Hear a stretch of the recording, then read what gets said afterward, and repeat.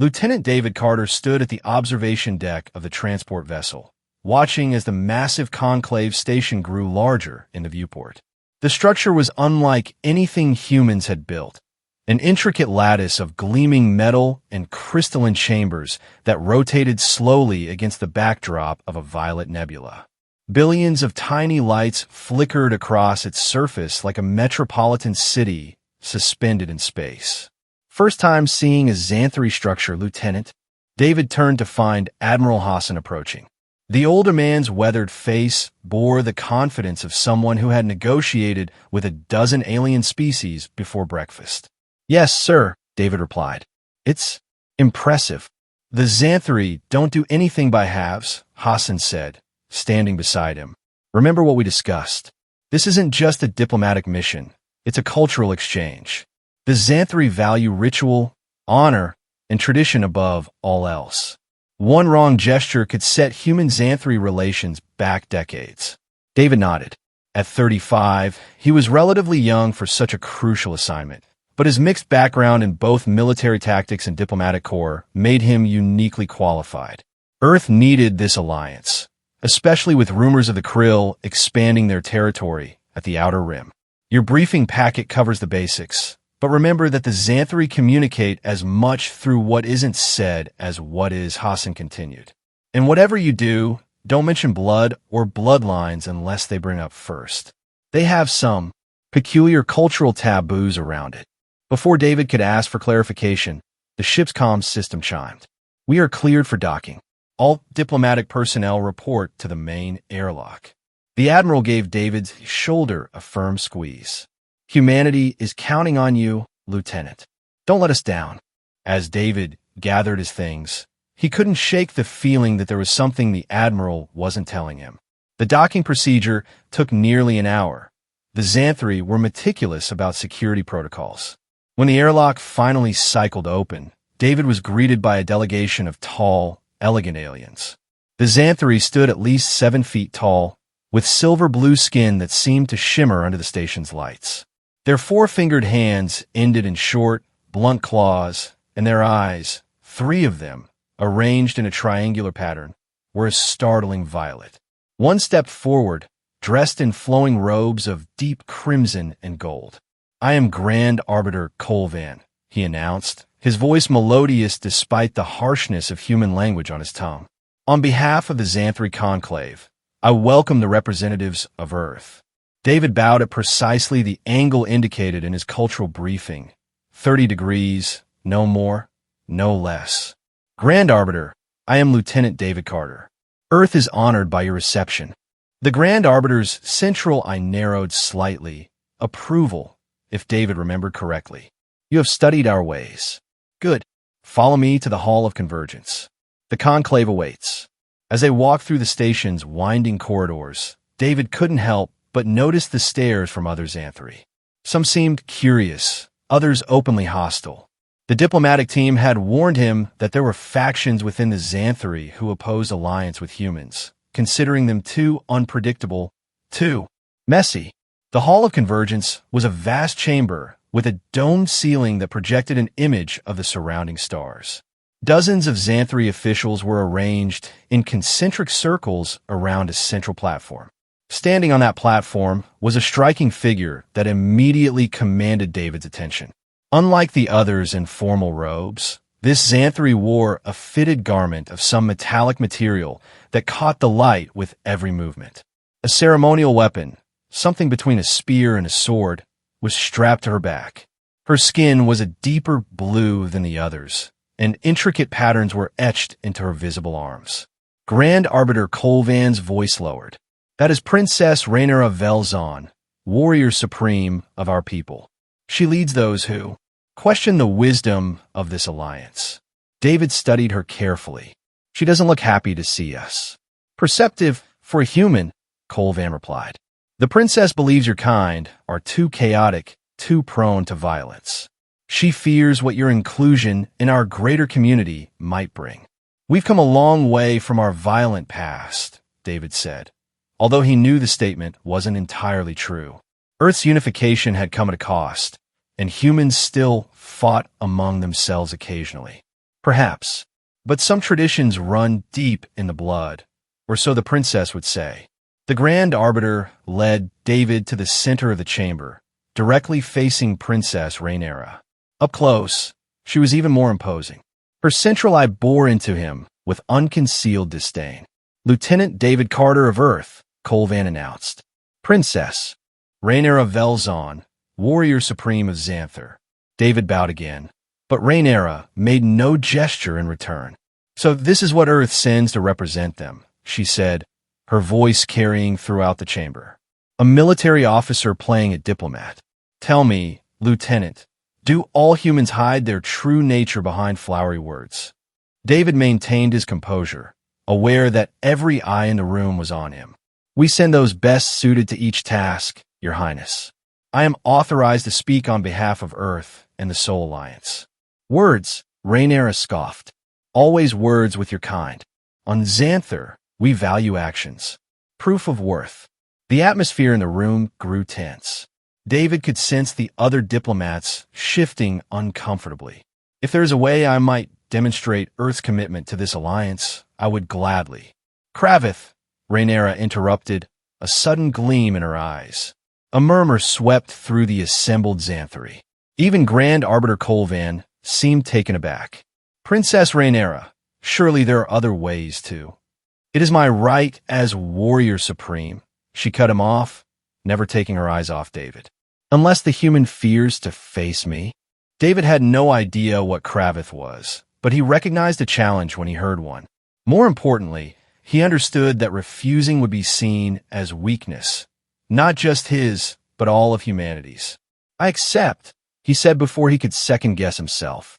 "Whatever this Kravith entails, I accept." A hint of surprise flashed across Rhaenyra's face, quickly replaced by satisfaction.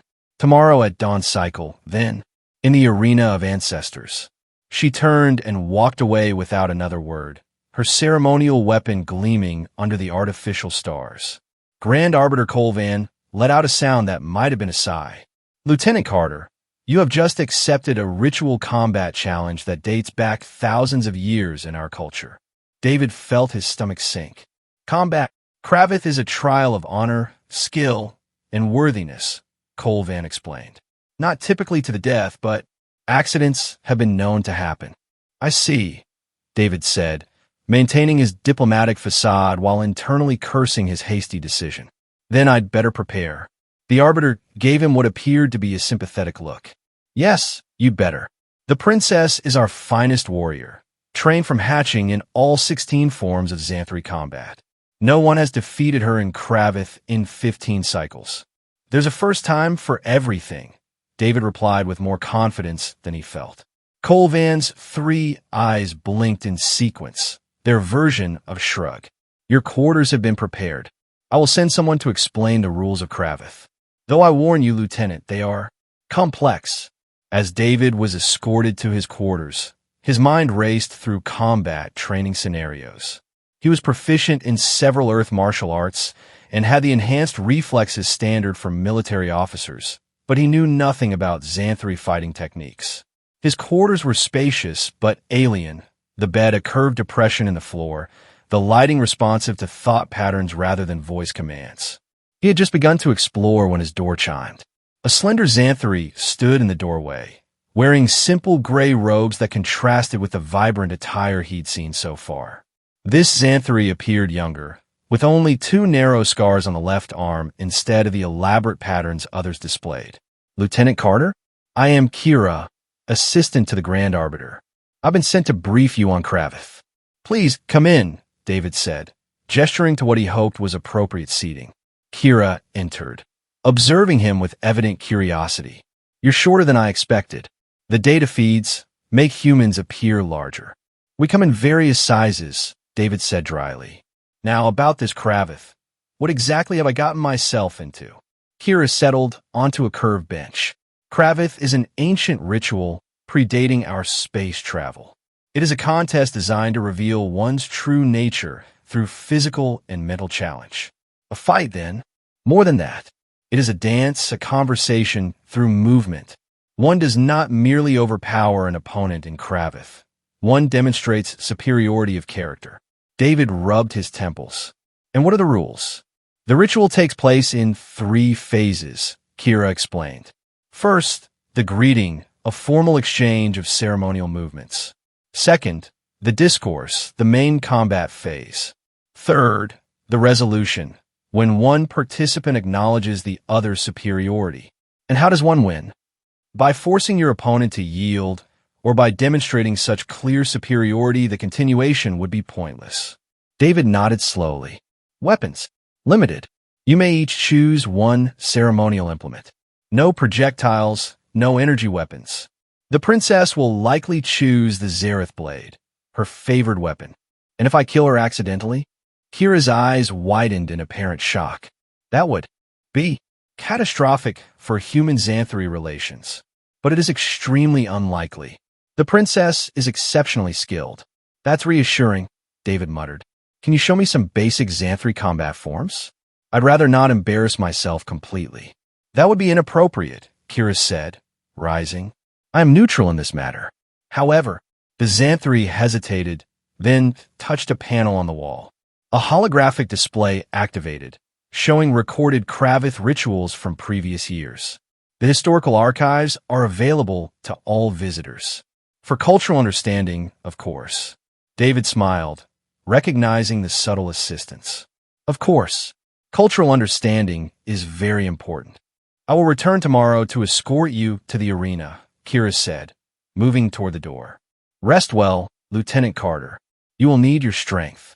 After Kira left, David spent hours studying the holographic recordings, committing the basic movements to memory, and analyzing Princess Rhaenyra's fighting style from her previous matches. She was formidable, lightning fast, precise, and seemingly able to anticipate her opponent's moves. But every fighter had patterns, and David had always been good at recognizing them. When exhaustion finally overcame him, he sank into the curved depression that served as a bed, his mind still whirling with combat stances and diplomatic implications. Morning came too quickly. Kira arrived precisely on time, carrying a bundle wrapped in shimmering fabric. Traditional attire for Kravith, the Xanthri explained. It would be appropriate for you to wear it.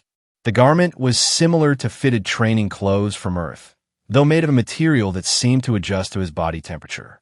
After changing, David followed Kira through the station to the Arena of Ancestors. The space was smaller than he'd imagined, perhaps 100 feet in diameter, with tiered seating surrounding a circular platform. The platform was inscribed with intricate patterns that glowed with a soft blue light. Already, several hundred Xanthri had gathered to witness the ritual. Quite an audience, David remarked. It is rare for an off-worlder to participate in Kravith, Kira replied. Rarer still for one to face the princess. David spotted Princess Rhaenyra on the opposite side of the arena. She was dressed in similar attire to his, but adorned with symbols he didn't recognize. Their eyes met across the space, and he felt a jolt of something unexpected, not just intimidation, but a strange sort of recognition. Grand Arbiter Colvan stood at the center of the platform. Approach, he commanded. David walked forward, matching his pace to Rhaenyra's as they converged before the Arbiter. Today we witness Kravith between Princess Rhaenyra Velzon of Xanthar and Lieutenant David Carter of Earth, Colvan announced, his voice amplified throughout the arena. May this ritual reveal true character and purpose. He presented a selection of weapons. Rhaenyra, as expected, chose her Zareth blade, a curved weapon with an edge that seemed to shimmer between solid and energy states. David selected a staff-like implement that most closely resembled the bow staff he'd trained with on Earth. The greeting begins, Colvan declared, stepping back. Rhaenyra moved first, executing a series of precise, flowing movements that David recognized from his studies. He mirrored them as best he could, adding subtle variations from Earth martial arts where appropriate. A murmur rippled through the audience, surprise, perhaps, that he knew the forms at all. When the greeting concluded, they stood 5 paces apart, weapons at the ready. The discourse begins, Colvan announced. Rhaenyra attacked immediately, moving with blinding speed. David barely managed to block her first strike, the impact reverberating through his arms. She followed with a flurry of attacks that forced him into a defensive stance. "You studied our ways," she said as they circled each other. "Impressive for a human." "We're quick learners," David replied, testing her defenses with a series of probing strikes. She parried them effortlessly. "Learning forms is not understanding," she countered, executing a complex maneuver that nearly disarmed him. "Your kind always seeks shortcuts." David recognized the pattern from her previous matches and sidestepped her follow-up attack, countering with a move she wouldn't expect, a capoeira-inspired sweep that briefly disrupted her balance. Surprise flickered across her face. "Unorthodox. Human innovation," he replied, pressing his momentary advantage with a combination of Xanthary and Earth techniques. For nearly 20 minutes, they exchanged blows, testing and challenging each other. David knew he couldn't match her stamina or speed for much longer, but he'd accomplished his primary goal, showing that humans were worthy opponents. Then, in a moment of distraction, Rianara's blade slipped past his guard. He jerked back, but not quickly, enough to prevent a shallow cut across his cheek. He expected pain, perhaps a pause in the action while the arbiter assessed the injury. What he didn't expect was Rianara's reaction. She froze, her three eyes fixed on the trickle of red blood on his face. Her weapon clattered to the floor as she stumbled backward, her silver blue skin paling to an ashen gray. "Our red," she gasped, and then, to the shock of everyone present, the warrior supreme of the Xanthary collapsed unconscious to the arena floor. Chaos erupted in the arena. Grand Arbiter Colvan rushed forward as medical personnel converged on the fallen princess. David stood rooted in place, blood dripping unnoticed down his cheek, utterly bewildered by what had just happened. Kira appeared at his side. "Come," as Xanthary urged. "Quickly before." "The human has poisoned the princess," someone shouted from the audience. "See his toxic blood." "I didn't," David began, but Kira was already pulling him toward an exit. "No time. There are those who will use this incident for their own purposes." They hurried through back corridors until they reached David's quarters. Only when the door sealed behind them did Kira release his arm. "What just happened?" David demanded, finally wiping the blood from his face. "Is she all right?" "The princess will recover," Kira said, pacing nervously. "It was not physical harm, but psychological shock." "She fainted at the sight of my blood," David said slowly. "Why?" Kira hesitated, clearly uncomfortable. "It is complicated. A matter of both biology and cultural belief. Uncomplicated for me. Human blood, its color, its composition, triggers an involuntary fear response in Xanthary," Kira explained. "Our ancient mythology speaks of demons with red blood who once plagued our world. But beyond myth, there's biology. Something in your hemoglobin creates a scent imperceptible to humans, but deeply disturbing to us." David frowned. Admiral Hassan mentioned blood taboos, but nothing like this. "Why wasn't I warned?" "Because it is our greatest weakness," a new voice said.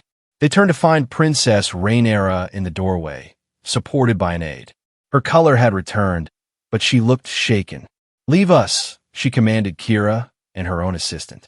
When they had gone, she stepped inside, allowing the door to close. "You should be resting," David said. "And you should be using this advantage against me," she replied, studying him with new intensity. "Why aren't you?" "That's not why I'm here," David said. "I came to forge an alliance, not exploit weaknesses." Rhaenyra moved closer, her movements still graceful despite her recent collapse. "Your blood, it is always this color?" "Yes. All humans have red blood." She shuddered slightly. "And yet you bleed so easily. How does your species survive, being so fragile?" "We're tougher than we look," David replied. "And we heal quickly." Rhaenyra circled him slowly. The Kravith was interrupted. "By our law, it remains unresolved." "We can reschedule," David suggested, though perhaps with protective equipment this time. A sound escaped her that he realized was laughter, the first he'd heard from any Xanthary. "You jest at such a moment?" "Curious. Humor helps humans cope with stress." "Indeed." She stopped directly before him. There are those on the conclave who now call for your expulsion. Commander Vorthak leads them. And what do you call for, Princess? Her 3 eyes studied him for a long moment.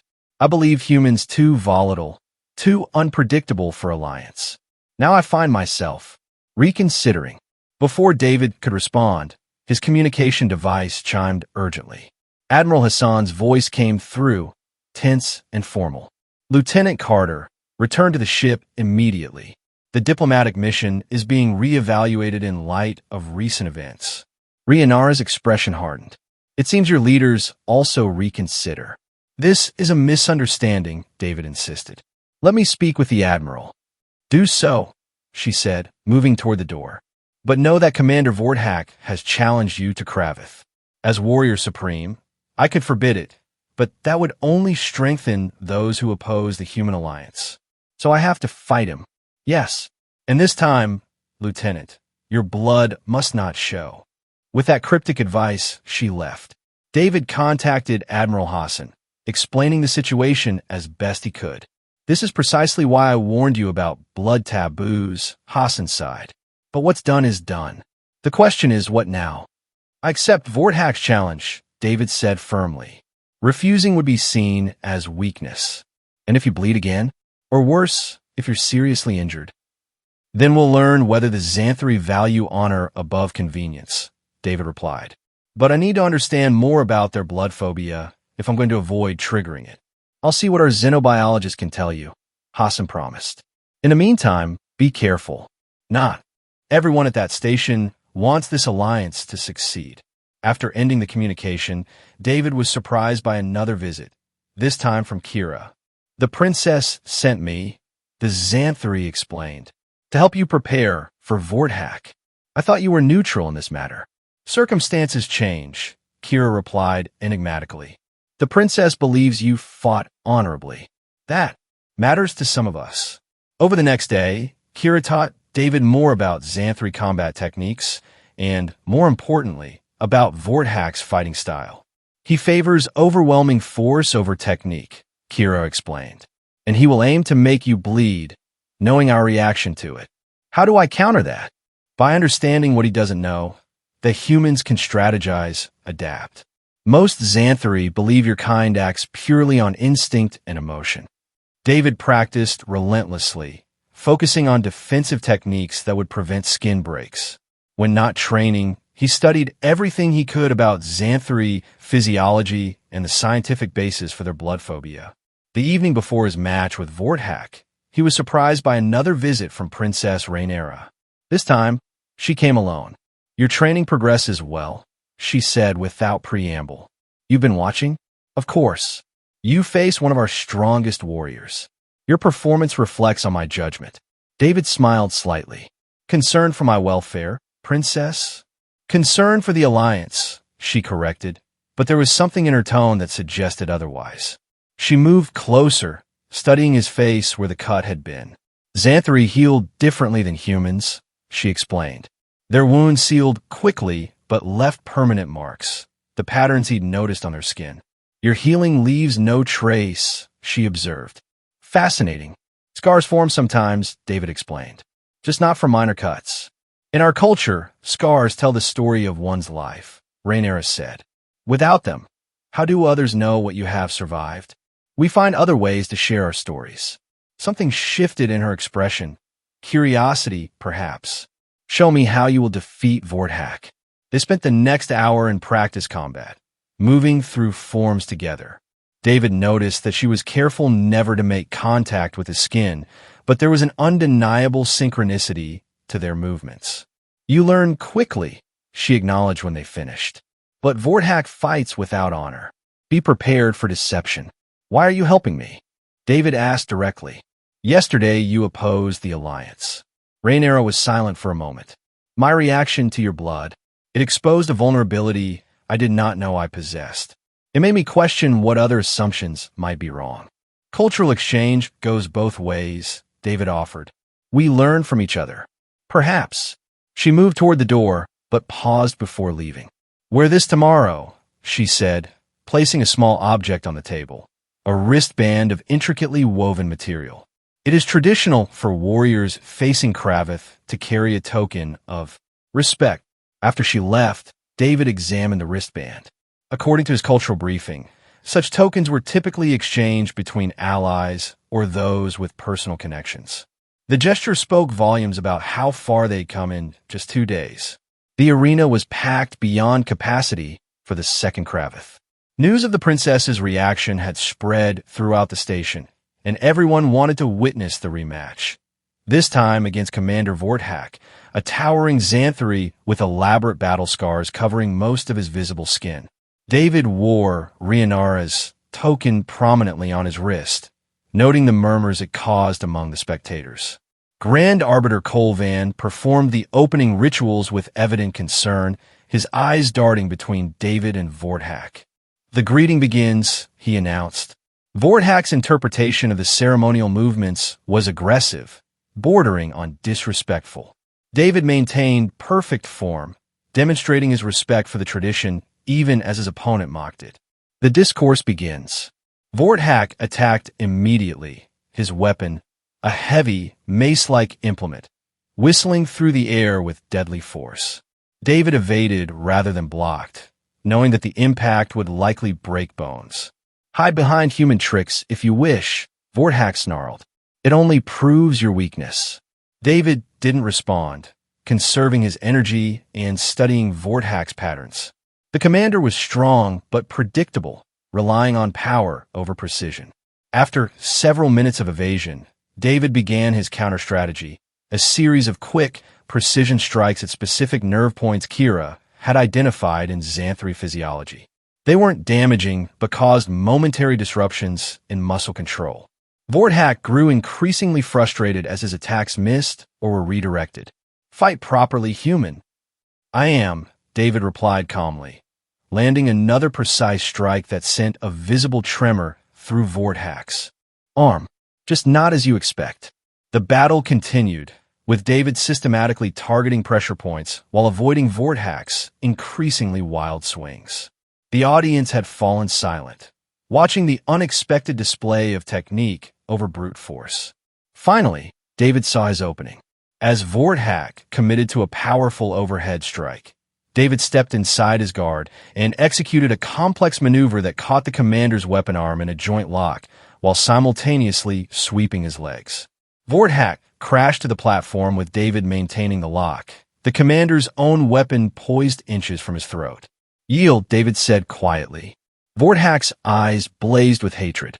"Never to a blood demon," he hissed, then suddenly twisted with unexpected flexibility, breaking the hold. His clawed hand raked toward David's face, but years of combat training took over. David rolled backward, avoiding the strike by millimeters. He came up in a defensive stance, aware that Vorthak had broken the rules of Kravith by attempting to cause deliberate injury after being effectively defeated. The audience erupted in shouts, some calling for Vorthak's disqualification, others encouraging him to continue his attack. Grand Arbiter Colvan stepped forward. "Commander Vorthak has violated the sacred tenets of Kravith. The ritual is not finished," came Princess Rhaenyra's voice as she strode onto the platform. "As warrior supreme, I invoke the right of judgment." She positioned herself between David and Vorthak, facing the commander. "You dishonor our traditions, Vorthak." The human fought with skill and respect, while you brought only prejudice and deceit. "He is not one of us," Vorthak spat. "His kind will bring ruin to the conclave." "His kind," Rhaenyra replied, loudly enough for all to hear, "demonstrates qualities we claim to value: adaptability, intelligence, respect for tradition while embracing innovation. Lieutenant Carter defeated you without shedding a drop of blood, yours or his. What greater demonstration of control could there be?" The crowd murmured, many nodding in agreement. "I declare this Kravith complete," Rhaenyra announced. Lieutenant David Carter of Earth is acknowledged victor by both skill and character. Vorthak's face contorted with rage. "You've been contaminated by human influence, Princess. Your judgment is compromised." "My judgment is clearer than ever," she replied coldly. "Guards, escort Commander Vorthak to his quarters." He requires time to reflect on the meaning of honor. As Vorthak was led away, Rhaenyra turned to David. You fought well, Lieutenant. Few could have defeated Vorthak without bloodshed. I had excellent training, he replied, glancing meaningfully at her token on his wrist. The Grand Arbiter approached them. An unprecedented outcome, he said, but one that may serve us well. The Conclave wishes to meet with you both immediately. In the Conclave chamber, David and Rhaenyra stood side by side as the Arbiter addressed the assembled leaders. Recent events have raised questions about the proposed alliance, Colvan began. But they have also revealed new information that must be considered. A holographic display activated in the center of the chamber, showing stellar maps and intelligence reports. David recognized the territory marked in pulsing red, the expanding domain of the Krill. Our long-range sensors have confirmed what we feared, Colvan continued. The Krill advance accelerates. 3 more systems have fallen in the past month alone. Murmurs of concern spread through the chamber. What relevance does this have to the human alliance? Someone asked. Rhaenyra stepped forward. Critical relevance. The Krill's primary weapon against us is biological. They weaponize blood, specifically its scent and sight, to paralyze our warriors before attacking. David understood immediately. But humans aren't affected by this biological weapon. Precisely, Rhaenyra confirmed. While we xanthary freeze at the mere sight of blood, humans can function normally in its presence. They could be our frontline defense against the Krill. And why should humans risk themselves for our battles? Another counselor challenged. Because the Krill won't stop with xanthary space, David replied. Intelligence suggests they've already set their sights on human colonies in the Proximus sector. The discussion continued for hours, with arguments for and against the alliance. Throughout, David noticed Rhaenyra standing closer to him than protocol required, occasionally brushing against his arm when making emphatic points, contacts she would have avoided just days ago. Finally, the Grand Arbiter called for a vote. The result was narrow but clear. The alliance would proceed, with immediate focus on joint military operations against the Krill threat. As the chamber emptied, Rhaenyra guided David to a private observation deck overlooking the nebula. You handle the Conclave well, she said. They respond to confidence. I learned from watching you, David replied, though I'm still processing the revelation about the Krill. Is it true they use blood as a weapon? Yes, Rhaenyra confirmed, her expression darkening. They harvest it from conquered species, process it into an aerosol that triggers our freeze response. We've lost entire battalions without a single xanthary drawing their weapon. And you believe humans could change that equation? I know you could. She turned to face him directly. But first, I must overcome my own limitation. David raised an eyebrow. Ow! Exposure therapy, she said with grim determination. I must learn to function in the presence of human blood if I am to lead our combined forces effectively. That won't be pleasant for you. War rarely is, she replied. But necessary things often aren't. They spent the next week in intensive training. Not just combat drills, but specialized sessions designed to desensitize Rhaenyra to the sight and scent of human blood. They started with diluted samples, then progressed to larger amounts. Each session ended with Rhaenyra trembling and exhausted. But each day, she could endure a little more before the freeze response took hold. During these sessions, David learned more about her. How she'd trained since childhood to become warrior supreme. How she'd lost family to the first Krill incursions. How her opposition to the human alliance had been partly rooted in fear that another species would see and exploit the xanthary's greatest weakness. Fear is a powerful motivator, she admitted during one recovery period, but not always a wise counselor. Humans say something similar, David replied. Fear is a good servant, but a bad master. Your kind has wisdom, sometimes, she said with what he now recognized as xanthary humor. Their relationship evolved beyond professional cooperation. David found himself admiring not just her physical prowess, but her intellectual adaptability and, increasingly, her presence. For her part, Rhaenyra began to display behaviors that Kira privately informed him were consistent with Xanthari courtship rituals, sharing meals, requesting his presence at cultural events, presenting him with small tokens etched with personal symbols. Admiral Hassan noticed the change during their regular briefings. "Be careful, Lieutenant," he warned. "Interspecies relationships are complex enough without adding diplomatic implications." "I'm aware of the complications, sir," David replied. "But this connection may be what solidifies the alliance when challenges arise." Hassan looked skeptical but didn't press the issue further. Those challenges came sooner than expected. 3 weeks after the Kravith with Vorthak, long-range sensors detected a Krill fleet approaching the Xanthari border system of Veltor. The Conclave convened an emergency session with David and Admiral Hassan in attendance. "Veltor has minimal defenses," the Xanthari defense minister reported. "If it falls, the Krill will have a direct route to the inner worlds." "We must evacuate the research outpost there," someone suggested. "There's no time," Rhaenyra countered. "But we do have an opportunity. The combined human Xanthari strike force has completed its initial training. We can deploy immediately." "It's too soon," the minister argued. "The integration protocols aren't fully tested." "They're tested enough," David interjected. "Our troops have been training specifically for this scenario." The debate raged until Grand Arbiter Colvan raised his hand for silence. "The decision is not merely tactical, but symbolic. If we falter at the first test of our alliance, what message does that send to both our peoples and to the Krill?"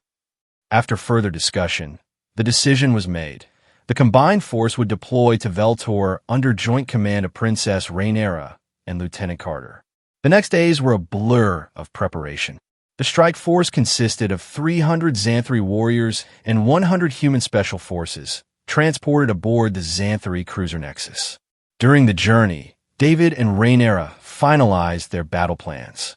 "The humans will form the vanguard," David explained to the assembled officers. "We'll neutralize the Krill blood weapons, creating safe zones for Xanthari forces to advance." "And if the Krill adapt?" a Xanthari commander asked. "Then we adapt faster," Rhaenyra replied. "This is why we train together, to combine human flexibility with Xanthari precision." The plan was solid, but David noticed Rhaenyra's uncharacteristic tension as they approached Veltor. "Second thoughts?" he asked when they were alone in the command center. "Not about the mission," she said. "About my ability to function if human blood is spilled," he finished for her. "You've made incredible progress." "In controlled conditions," she countered. "Battle is different. If I freeze at a critical moment." David took a risk, reaching out to touch her arm, a gesture that would have been unthinkable weeks ago. "Then we adapt. That's what allies do." She placed her hand over his, a significant gesture in Xanthari culture. "There is something I must tell you before we reach Veltor. The real reason I challenged you to Kravith. I am listening. Our scientists detected something unique in human DNA months ago, a protein sequence that might neutralize Krill biotoxins. We needed confirmation, but no human would volunteer genetic material. I thought to obtain a sample during combat. You wanted my blood," David said, understanding dawning. "But then you saw it and learned that some fears run deeper than rational thought," she finished. "The irony does not escape me." "Does it matter now?" David asked. "We've moved beyond that. It matters that you know the truth," she replied. "Xanthari do not easily trust, but when we do, it is complete." Their conversation was interrupted by the tactical alert. They had arrived at Veltor, and the Krill were already beginning their assault on the research outpost. The battle that followed tested every aspect of their training and the nascent alliance. The Krill, insectoid creatures with advanced biotechnology, deployed their blood weapons immediately, spraying red mist that paralyzed the few Xanthari defenders with terror. Human forces, protected by specialized filtration masks, pushed through the zones saturated with the toxin, establishing safe corridors for their Xanthari allies. David led a squad directly toward the main Krill vessel, while Rhaenyra commanded the larger force protecting the research facility. The fighting was intense and disorienting. The Krill fought with biological weapons that seemed almost alive, while the combined human Xanthari force relied on coordination and complementary tactics. David's team breached the Krill command ship, fighting their way to its biotoxin production center. Their mission: destroy the facility and capture samples for study. They succeeded, but not without cost. Half the human squad sustained injuries, and David himself took a severe wound to his shoulder while protecting a fallen team member. By the time they secured the ship, David was losing blood rapidly. His team administered emergency treatment, but he needed to return to the Nexus for proper medical attention. As they evacuated, the comlink crackled with urgent messages. Rhaenyra's forces were being pushed back at the research facility. The Krill had deployed a new variant of their weapon, one that affected humans as well. Despite his injury, David diverted their shuttle to the facility. Rhaenyra needs to know what we found, he insisted. The Krill bioweapons have a central control node. If we destroy it, all their toxins become inert. When they arrived, the situation was dire. Rhaenyra's forces held a shrinking perimeter around the facility, with Krill closing in from all sides. David staggered from the shuttle, his uniform soaked with blood, carrying the critical intelligence. He spotted Rhaenyra directing the defense, her Zareth blade flashing as she cut down approaching Krill. When she turned and saw him, pale, bloodied, barely standing, her eyes widened in that now familiar expression of instinctive terror. For a moment, David thought she would freeze, just as she had in the arena. Instead, he watched as something remarkable happened. Her terror visibly gave way to determination. She forced herself forward, step by step, until she reached him. The central node, he gasped, handing her a data device. Destroy it, and their weapons fail. She took the device, her hand steady despite what must have been overwhelming biological impulses to flee. "Medical team!" she shouted, supporting David as his legs gave way. What followed was a desperate operation, with Rhaenyra leading a small strike team to the Krill control ship, while human forces maintained the defensive perimeter around the facility. David, despite medical protests, coordinated from a makeshift command center, providing tactical support based on what his team had discovered. The plan worked. When Rhaenyra destroyed the control node, the effect was immediate. The biotoxin mist dissipated, and the Krill weapons lost coherence. Without their primary advantage, the Krill were no match for the combined force. Within hours, they retreated from Veltor, leaving behind valuable technology and data. By the time the battle ended, David had received proper medical treatment, though he remained weak from blood loss. Rhaenyra found him in the medical bay of the Nexus as they began the journey back to Conclave Station. "You should be resting," she said, echoing his words from weeks ago. "So should you," he replied, noting the new scars forming on her arms, marks of honor in her culture. She sat beside his recovery pod. The defense minister reports that the Krill have withdrawn from 2 other border systems. They did not expect to find humans fighting alongside Xanthari. "First of many surprises we'll give them," David said with a tired smile. "Yes." She hesitated, then continued. "When I saw you covered in blood, I felt the freeze response beginning, the terror that has been bred into our species for generations. But then something stronger overcame it. Your training worked." "Not just training," she replied, touching his hand with deliberate intent. "Something more fundamental. A choice to overcome instinct for something valuable." When they returned to Conclave Station, they were greeted as heroes. The Grand Arbiter hosted a formal ceremony to officially ratify the Human Xanthari Alliance Treaty, with Admiral Hassan and Princess Rhaenyra as primary signatories. During the ceremony, Rhaenyra addressed the assembled dignitaries. "Today marks not just a political alliance, but an evolutionary step for both our peoples. The Xanthari have long believed that our fear of blood was our greatest weakness. Today I tell you it is perhaps our greatest strength, for it led us to seek allies who complement us perfectly." She turned to where David stood in his formal uniform. "The humans say that blood is thicker than water, meaning family bonds are stronger than other connections.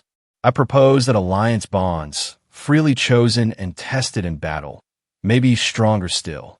After the ceremony, David found Rhaenyra on the same observation deck where they had planned their first training sessions together.